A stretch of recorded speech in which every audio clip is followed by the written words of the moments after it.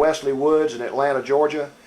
And I'm here with Mr. Robert Walk, a veteran of World War II, who has kindly agreed to meet with us and tell us about his experiences in life and in World War II. My name is Joe Bruckner, B-R-U-C-K-N-E-R. Are you okay? Mr. Walk, would you give us your full name, where you were born, and when you were born? Yeah, my full name is Robert Edward Walk, W-A-L-K. I was born in Chambersburg, Pennsylvania, 84 years ago. And so... And where... Excuse me. That's about it, I guess. Where do you currently live? Here, I'm sorry to say. That's Wesley Woods in Atlanta? Okay. Yeah, this all started over a year ago, and it was one of those, not funny things, but peculiar things. I got awake one morning, and the worst pain I ever had in my life in my back, and I didn't eat anything for 3 days. And then my daughter finally called me, and she came right over. And to make a long story short on that, I found that I had the doctor told me I had a backbone that had base of my spine had little pieces of bone there, but he could put glue in there and glue them together. And I never have known whatever happened. I've been in different facilities here. My children did tell me something about it, but I don't know if they even know what's going on, because it's, you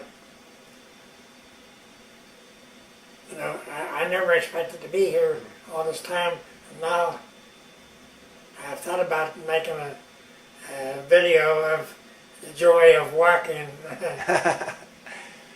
Well, I can't tell you how much we appreciate you agreeing to let us come here and talk to you today. And we're looking forward to hearing your experiences. Okay.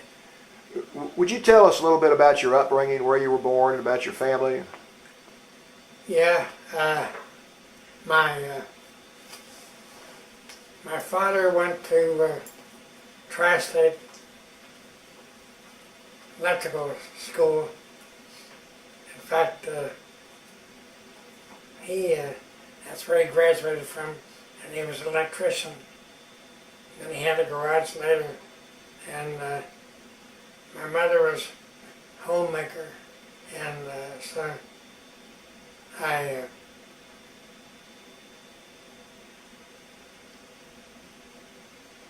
had a brother. I had one brother who was gone now, and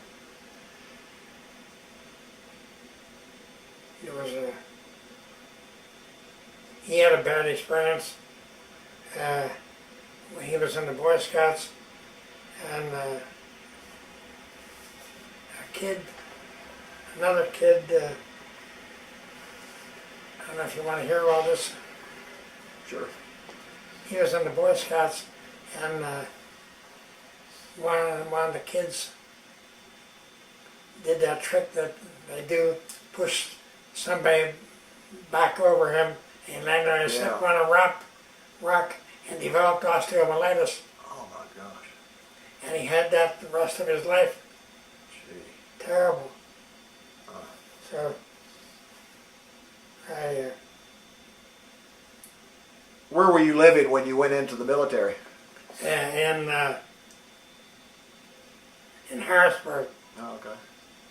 I was at the New Cumberland Reception Center and got inducted there and immediately shipped out to Indiana, to Camp Atterbury, Indiana. Now, this was in October of 1942, it was about that period.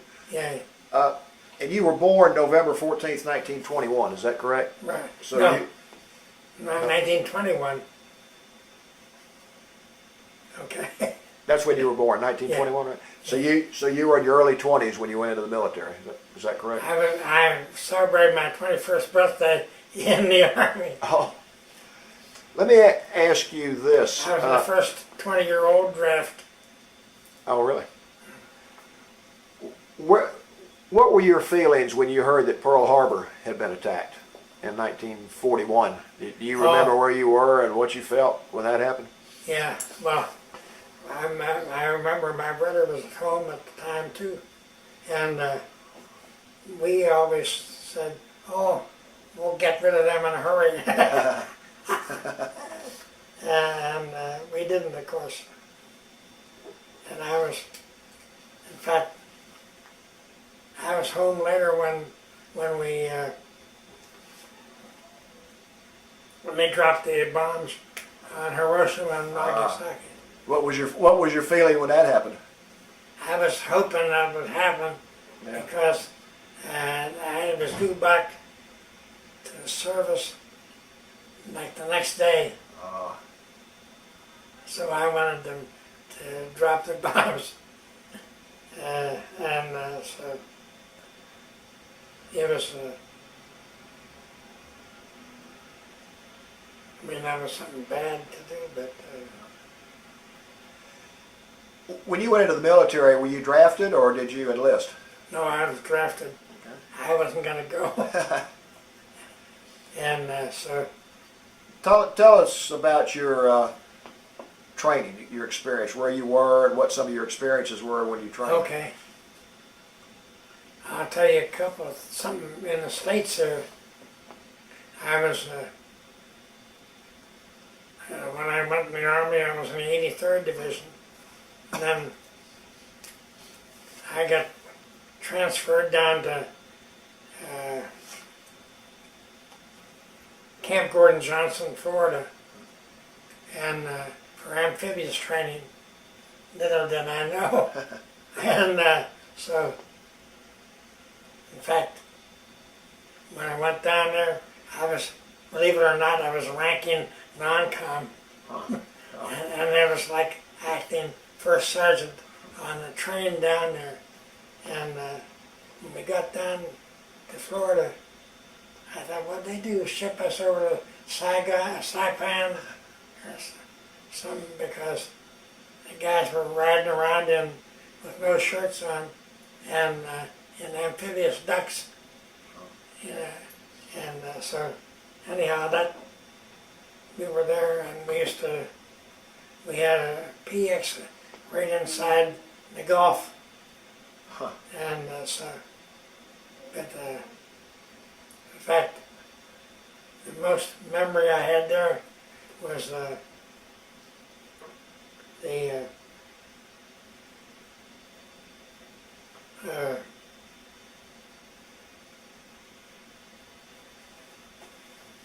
bear with me.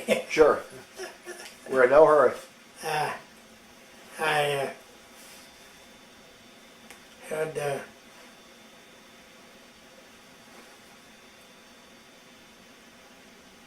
we used to go. Well, first of all, we were like replacement material. Which continued on over during the war. That we were, they have to have, like they did have, I don't know what they have now, but we had to have like, 15-20% overstrength for casualties. Oh, wow. And so, anyhow, down there, the most memorable experience I had at Canaveral was we were out on an exercise one day, and we were all lined up with the boats, salt boats, and they suddenly said, "Okay, everybody out!" And they dropped the ramps. We said, "Where in the hell is the van?" Way in there, and we had hit the sandbar, and so we got out of the boats. We were up to here in our uniforms and our fuel field packs, rifles and everything, and so and I don't know how many people we lost there, and so Now, is this during training? Huh? Is this during your training? yeah. You actually lost some men while you were training? Yeah, and because, and I used to have a printing business, and I talked to a man that came in there one time, and he told me that he was in Bradley's outfit, and he said that Bradley, the same thing happened with them. Huh. And Bradley said, if you tell this to anybody, I'll court-martial you. Really? Wow. So it's just like what happened to us in the channel then. Gosh. Now, where did you go from there, from Florida? That was, well, I'll just give you the name of that place. It was Camp Gordon Johnson Yeah. in Florida.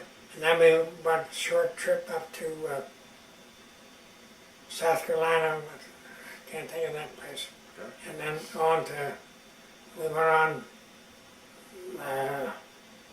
boats, ships, to boarded ships to England. And we landed at Liverpool in England, and then we got,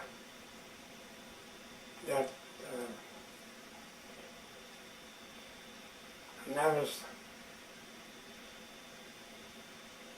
quite an experience too. And we'd never been in a foreign country. Yeah. Tell us about your experience when you first landed it, dealing with the people and what you saw, the different cultures. Yeah. What were some of your experiences dealing with the people and the new experience being in another country? Yeah, we, I can't remember the name of the place that we went to camp, but I remember the first experience was with English fish and chips. And we used to have, they weren't beer parties, they were, what were they, can't think of what you call that. And we were in a little camp outside of some distance down from London or whatever. And in fact,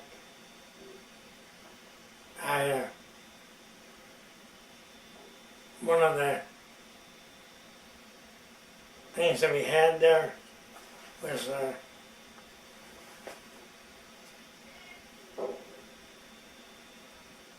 we had one of these when the Germans attacked us out in the Gulf, in the Channel, and probably read about this or something. They attacked us out in the Channel in one of our exercises, and we were attacked with P2 boats, and so my friend from down the street that I grew up with was on LST. He was in the quartermaster. And he was wounded, and I got a chance to go over to see him because he was an officer, so I would get a chance to get over there. he was somewhere in England, I don't know where. And then about 3 weeks before the invasion, I got a Lieutenant Deedy, and they said, you're going to be a liaison lieutenant and you're going to be a liaison sergeant. And I didn't know what that was. I found out, but it was, so What unit were you in at the time? I was in the 4th Infantry Division, 22nd Infantry Division, Regiment, and that was the outfit.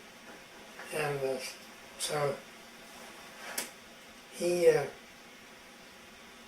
anyhow, so that was 3 weeks before the invasion. They said, go down to motor pool and get a Jeep. You're going to be a liaison sergeant. I don't know what that was. I found out, but so 3 weeks we had a couple of the regiments, a couple of the battalions were in a marshalling area near us where we were staying. I don't know why we were there, but we didn't stay with the outfits. And so,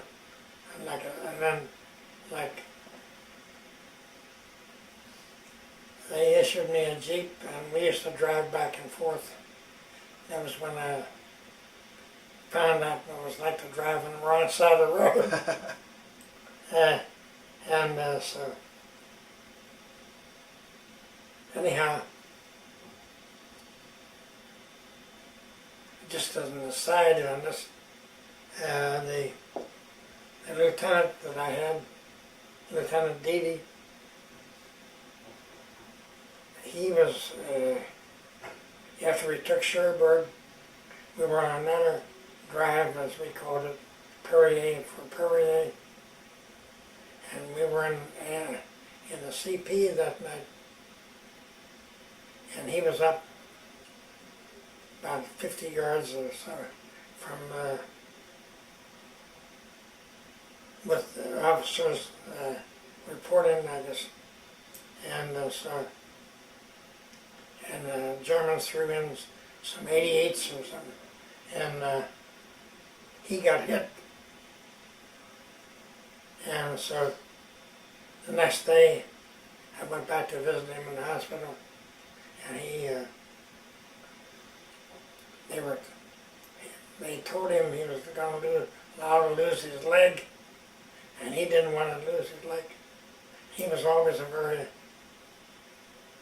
religious man, and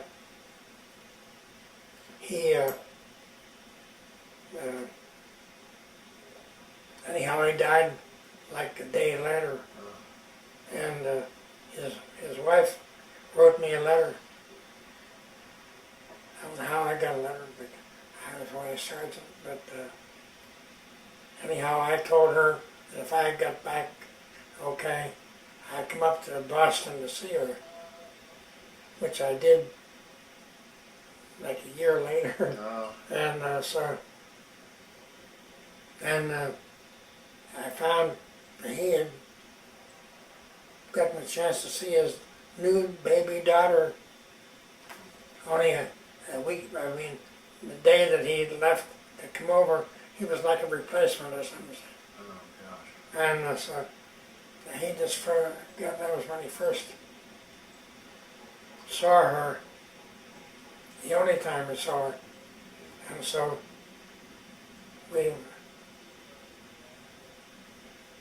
like I say, I said if I got back okay, I'd come up to see her in Boston, which I did, and so she... Well, I know that meant a lot to her that you came up to see her. Yeah, well, and now we See this flag over here? I do, yes.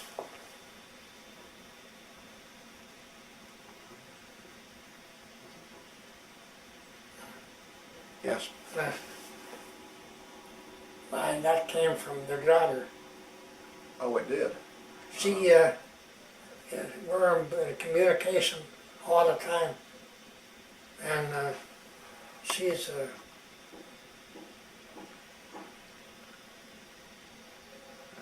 Okay. So you stay in touch with her, right? huh, You stay in touch with her. yeah, Good. she calls me about once a week or Oh. once a month. And sends me presents like that.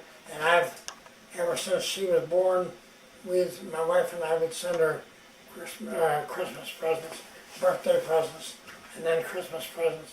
And now we've continued all this, and That's wonderful. I get her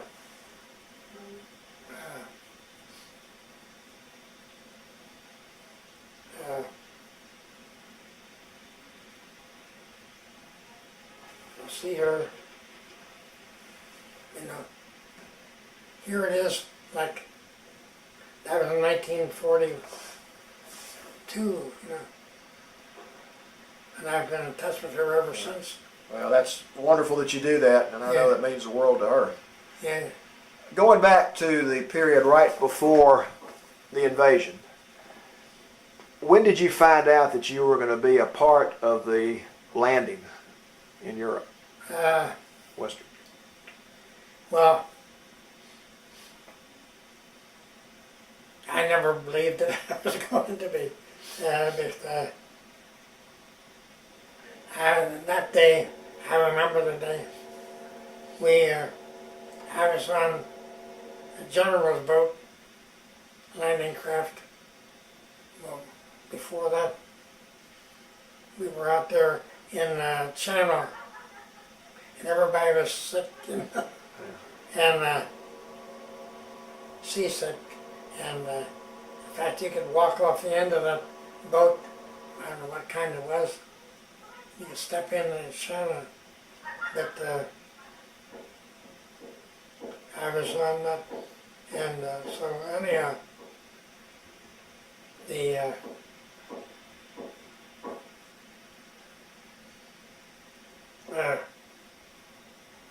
and one aside there that we used to, everybody on there was seasick because it was real rainy and choppy out there, and I'd go back out to my Jeep and lay down across the seats, and till I got the and I would get a self-eating can of soup. The British made them, I don't know how they got them, but there was, you'd light a wick in there and the soup would be hot when, and I just barely get that down and laid back on my cheek. Did you say you were on the general's boat? Yeah, I was on the general's boat, What general was that? General Barton, Okay. but then he was my 4th Division commander, and so anyhow, when we're out there, here I am. I didn't tell you this. I'm the only, I knew how to, I had to ask the guys on the boat. We're going for the big one. I had to ask them how to put the Jeep in low runs, four-wheel drive. Oh, really? I didn't know how to do it. Good gosh. So, see, I was driving the Jeep around in England, but I didn't have any need to know that. Yeah. And the motor pool guys had to waterproof it, And so they, anyhow, when we landed on D-Day, we landed about, with the general, my general came on board. They were on big ships, and then they came on. Would you describe, number one, your feelings as you were headed towards the coast for the invasion, and describe the experiences, what you saw, what you felt as you landed, as you left the boat and went on land, and then what happened from that point forward. Okay, so we, as much to my surprise, they pulled us in close enough that the water didn't come up to the hubcaps, and so I was in there right after we landed. Was this Utah Beach? Utah. Okay. Yeah. And so right after we landed, we're all bunched up on the beach, which you're not supposed to be. And I said to myself, I wonder if I had to take my shovel off my Jeep and dig a hole. And about that time, they started dropping them in on us. And so I dove in the hole, and one of the engineers jumped in on, it was his hole, he jumped in on back of me, and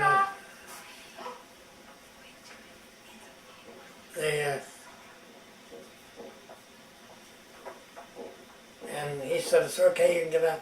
I said, I can't get up because the sand fell in and it's covering my back, you know. And so, and I was on Utah then that I saw my first dead GI. Describe that and your feelings when you saw it. Well, the main thing was, it sounds stupid, but I said, my God, they're trying to kill me. What did I do? I didn't do anything, did they? Anyhow, I was in the general's command post, and we stopped in and I thought it was a stupid place because it was obviously a 0 point for artillery. You're still on the beach now, right? Yeah, yeah. Okay. And so then I didn't see anybody. I didn't see my lieutenant all day because he was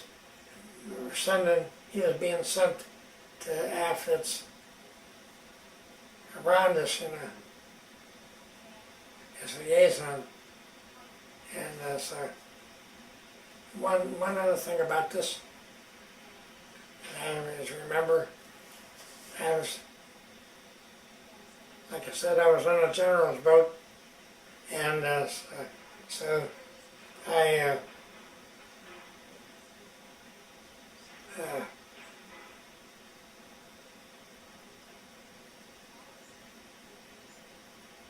bear with me. Okay, you were on the general's boat, then you landed, and you were being pinned down on the beach by the artillery. And you had set up a command post that was right in the middle of where the artillery was coming in. Yeah, well, and the general was in a bad spot. He shouldn't have been there. So anyhow, we had radio jeeps. I mean, the radios from the 3 regiments called in, and the first one that called in was Colonel,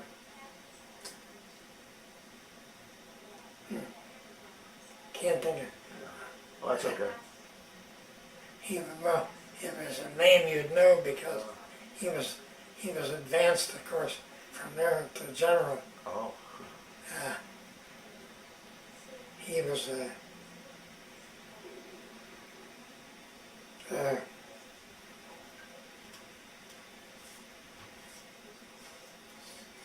and then the radio jeeps called in.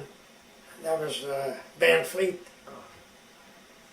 and then he called in, and we're going in, and everything's going according to plan. And then my regimental commander, Triboulet, called in and said, we're going in, everything's going according to plan.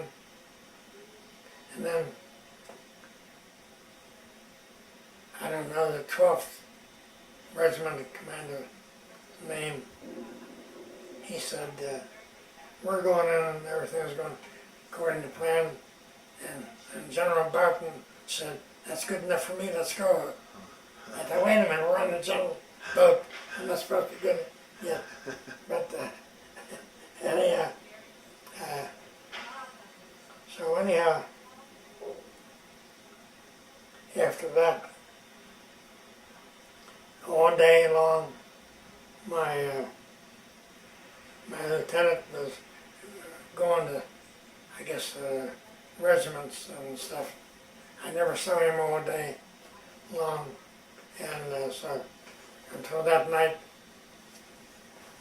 when we got into bivouac area command post. But that's, the only thing I remember that night was dead cows on the other side. Smell. So then,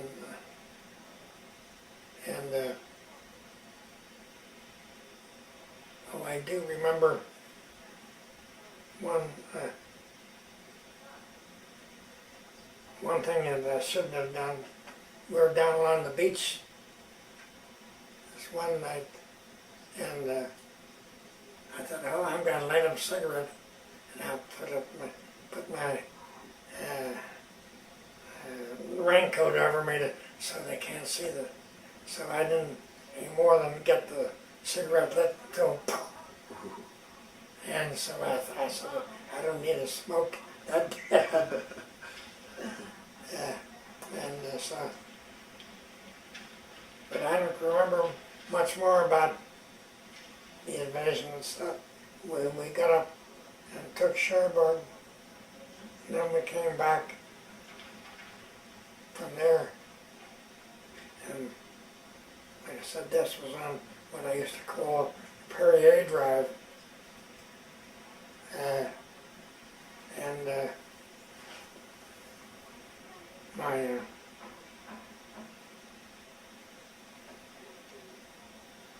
that was where my lieutenant got killed, and so at that point I was running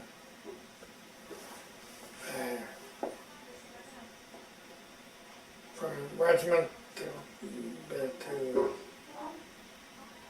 division liaison, but that was only a short period. From then on, I thought I was going to be there. I wasn't. From then on, I was driving a Jeep between regimental headquarters and battalion forward. And that means that's as far for, you can't get any further for that. You were on the front lines. Yeah, I mean, and what I had, my job was at that point, and this is where most of my time was spent, was in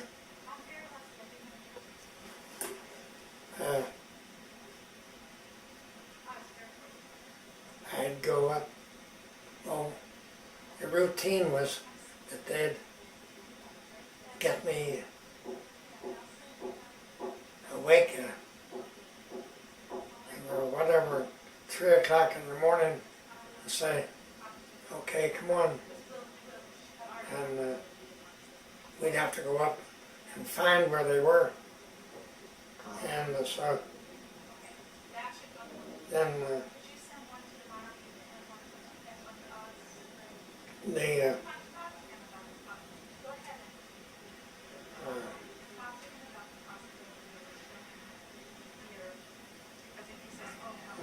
So you would go up, and first thing you would do in the morning is you'd go up and find out where they were located. yeah. And then what would you do after you did that? Well, the first thing we do would be to take the orders up for the next day. Oh. There's a top. And then I would being then, when after the attacks jumped off, we would have to go back up and find out where they were. Which was, you don't know where they are. Yeah. And so then at night we'd have to go up and find out where their button-up positions were. And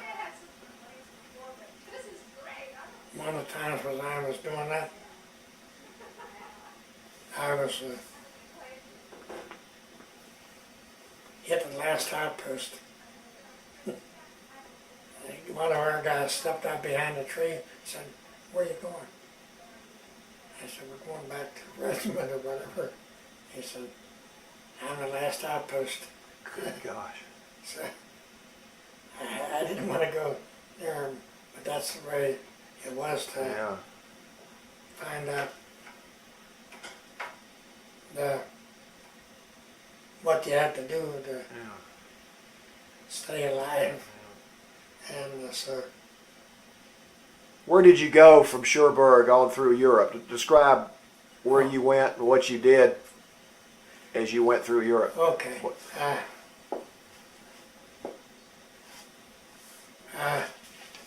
After we made the St. Louis breakthrough, which is what we did with the 2nd Armored Division, drove the tanks, and our rifle company guys rode the tanks in. And that was when the St. Louis breakthrough was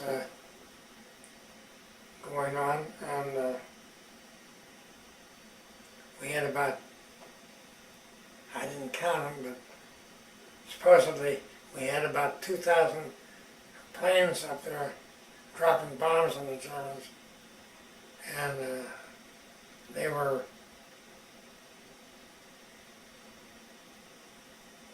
in fact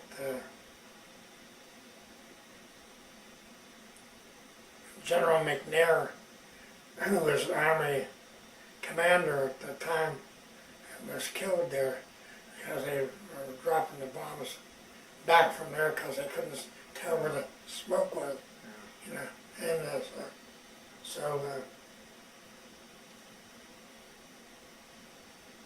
and then anyhow, after we made the St. Louis breakthrough, we also were in a place here called Hurtgen Forest, which is the worst place we ever were in. Yeah, describe what went on in the Hurtgen Forest, and Okay. that's a very famous battle, I know, and you were part of it. Yeah. We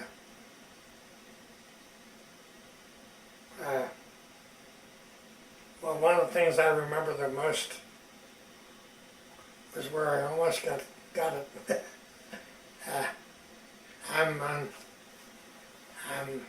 That's because of a stupid lieutenant I had. I knew better than this, but the tank destroyers were following us back from the front, and so I said, "Hey, we better go back out of range here and then come back up here." Oh, well, we didn't any more and get out on the road, back out on the road after we pulled off until about several mortars hit right in front of my Jeep and everything. We all bailed out. In fact, I got holes in the back of my front seat from that. And so then we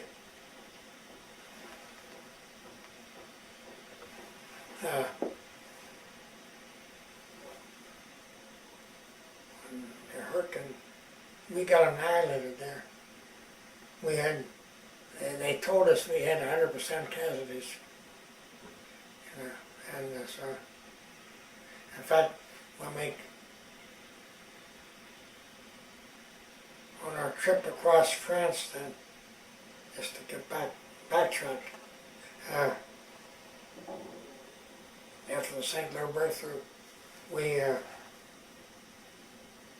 they'd come around and say, get enough gas to go another 100 miles.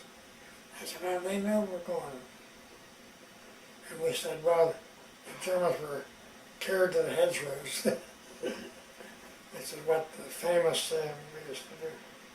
And so. That they were, repeat that again, that they were what to the hedgerows? The Germans were cleared to the hedgerows. Oh, clear to the hedgerows. Yeah. Yeah. And so we got across, and we were the first ones in Germany, everywhere. Did you go through Belgium on the way? Yeah. Tell us about your experiences in Belgium. Well, I don't remember much about Belgium. I have a couple little flags. Oh yeah, I have, from the beach I had little flags about this big that were on the beach. Said Achtung Minen. Mines? There weren't any mines. Oh. Because they were there to, we heard they were there to fool Hitler, Rommel. So he would think they had more there than they did? Yeah. Huh. And so that's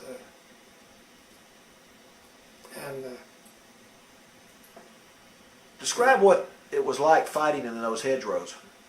what? The hedgerows in France. Yeah. Describe what it was like getting through those and over them. Oh well, they were like embankments along the road. The Germans used them to hide their artillery behind 88s and stuff, and so they. That's the best I can tell you about that. They're like, I don't know why they were called hedgerows, but you know.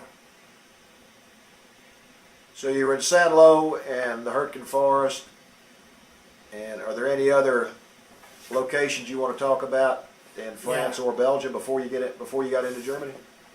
Yeah. By the way, I have all these things scratched on my canteen cup with my the day that we first went into Germany and first got into Belgium and everywhere. You still have that? Yeah. Wow. Well, that's a. I scratched with my can with my. Huh. What is that called?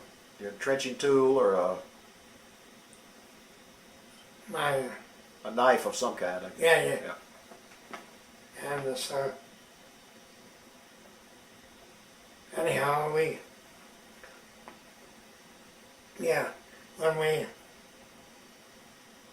after we got through Hurtgen Forest,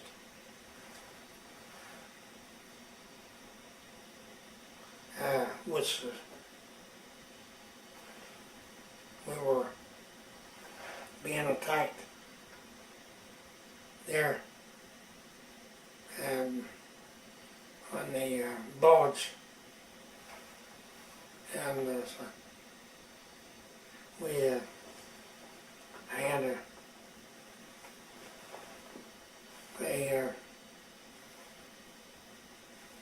what's his name?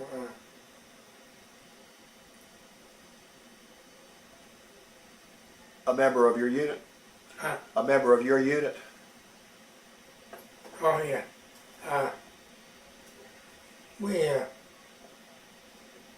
So like I say, we were down along the Moselle after Hurtgen Forest, and sort of we were living it up.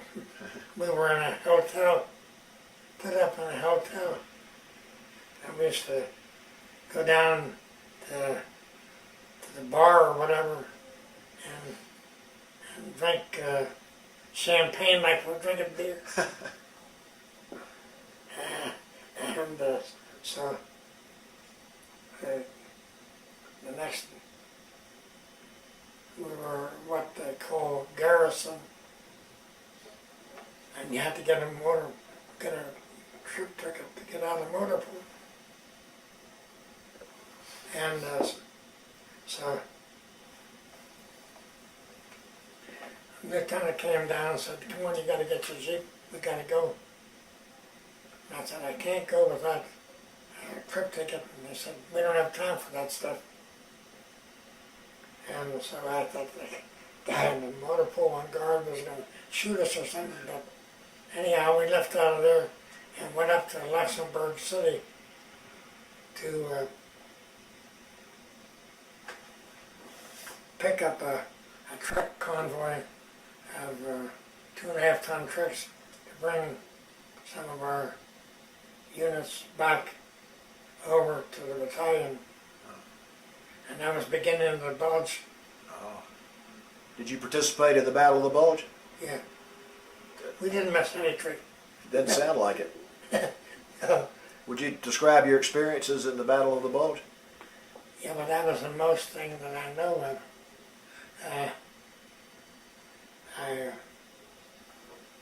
It's you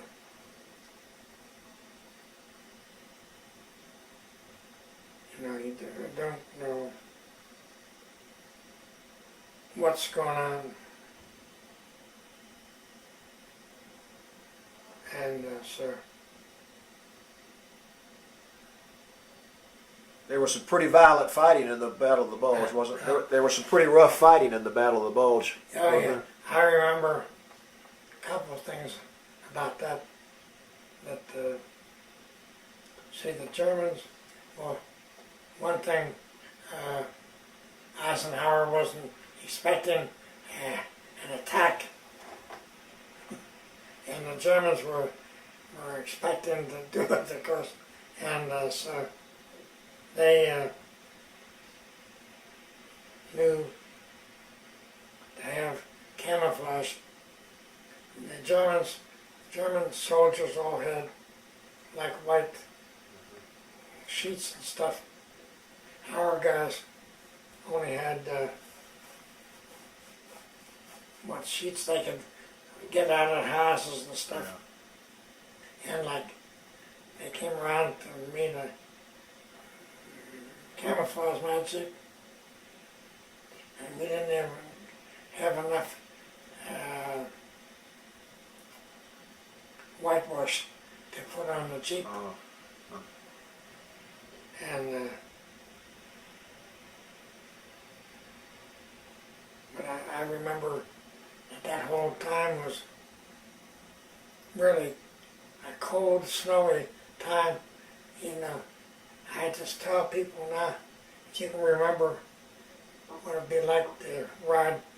See, I never rode with the Jeep with the windshield down. I had a windshield was down, and had a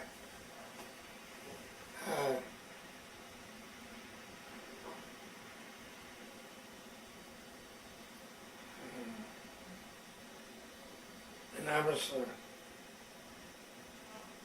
during that whole time, it's really freezing cold and snow out there, and so it was. And like I say, if I can remember, if anybody can remember what it was like to drive a Jeep with no top, no windshield, nothing. And so that was part of the fun that I had. And so it was. Do you have any other memories of the Battle of the Bulge? Any experiences? No, I mean, it was all run together. Yeah. I mean, Did you lose any friends in the Battle of the Bulge? Any members of your unit that you knew? Did you lose any friends in your unit in the Battle of the Bulge? Well, yeah, I guess I did. I see, like, when I was driving liaison, it meant that I I would go up to the battalion's forward command post, and so I wouldn't. I didn't see anybody much there, and except what I'd do would be I'd be gone all day, and the only time I'd meet anybody was I never got any supper half the time because I mean like my regiment was the first ones to always have our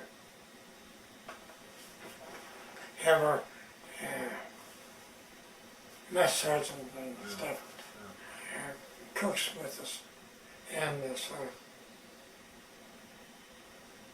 they were always there. In fact, one thing I remember about during the Battle of the Bulge on Christmas, they were all good. We were the first unit back from the front that had the kitchen with us, and they cooked turkey dinner. Wow. And so here I am in my mess kit, and I always like to tell this, and you know, you couldn't eat inside, no place to eat. And I'm having my Christmas dinner on the back of a manure truck cart. And so.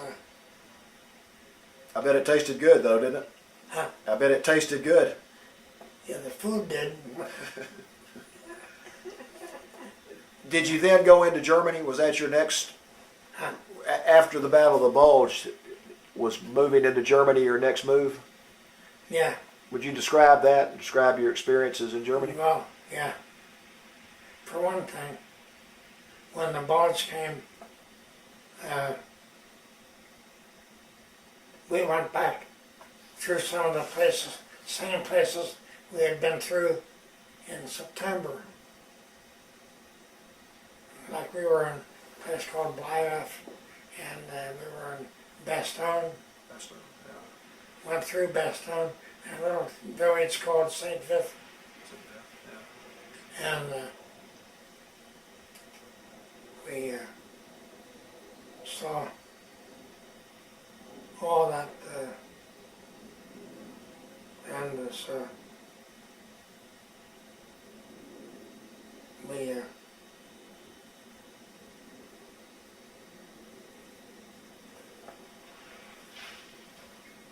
What were your feelings when you went into Germany the first time? well, see, like, we hit there in, I don't know,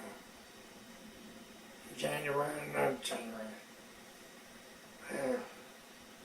hit there first, but the Germans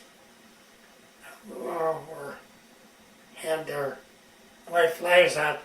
They saw, and they said they didn't want us to destroy their houses. And so they all were having their red flags out there. And so they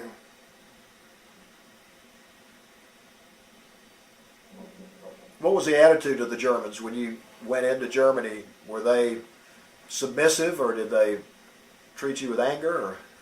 well, one place we ran into some of the German youth, oh yeah, what do they call it, German, The youth, the German youth group? yeah, saw them one place, and this, The Nazi youth group? Huh? The Nazi youth? yeah, Yeah. and this, they,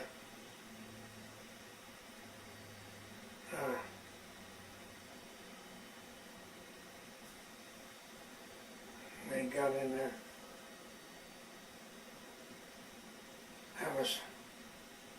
I think this was in Germany, a place called Kreilsheim. In fact, one town, and I remember the name of it, couldn't forget this, Tauberbischofsheim. And so, but a place called Kreilsheim, I think our guys told the Germans, come out, and we're going to burn the town down. And we did. We threw hand grenades in there with incendiary grenades every time we came out of the house. They burned the whole place down. During your whole time over in Europe, when were you the most scared?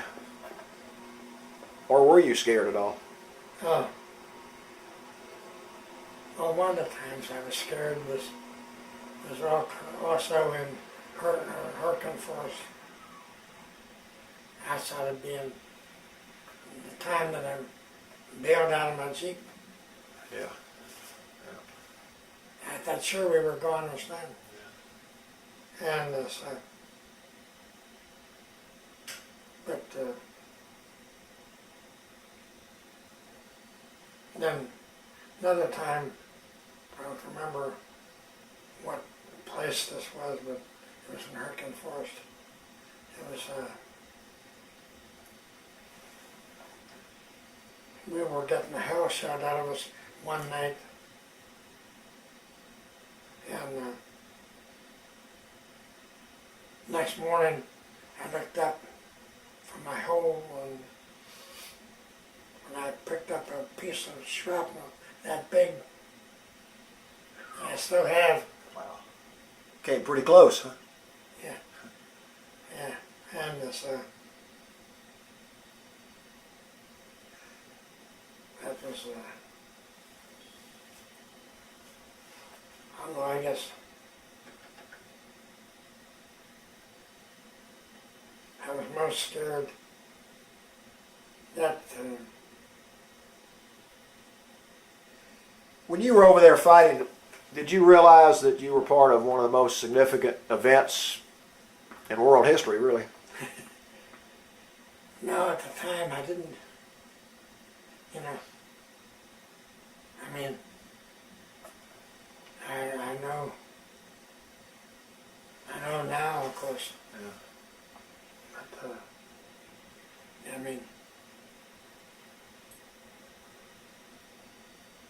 thankfully, like D-Day, thankfully we didn't land on Omaha. Yeah. Because that was a stupid place to land in the first place. Oh, I forgot to mention that Teddy Roosevelt was the assistant division commander on D-Day. He landed with the first assault waves.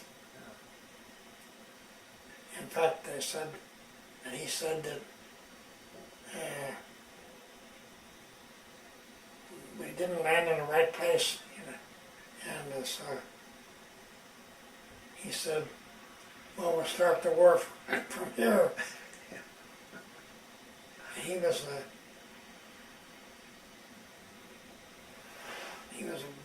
bird. I used to see him a lot, and he drove around with, he always had a 45 on his hip. Really? And so, in fact, I was there the night that he got, and he died of a heart attack. He was the president's son, right? Yeah. Yeah. Yeah, and so. Are there any other experiences you'd like to tell us about before we conclude? Right. Any thoughts you have? I don't know.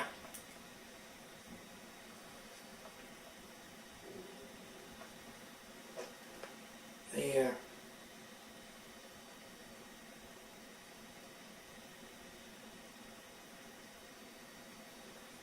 guess I've forgotten some things I wanted to say, but I think I pretty well covered all this. Well, you've got a remarkable memory. You remembered a lot, and I first want to thank you for agreeing to tell your story to us, but I mostly want to thank you for what you did for us during the war. You're a hero to a lot of us, and we really appreciate what you did for the country.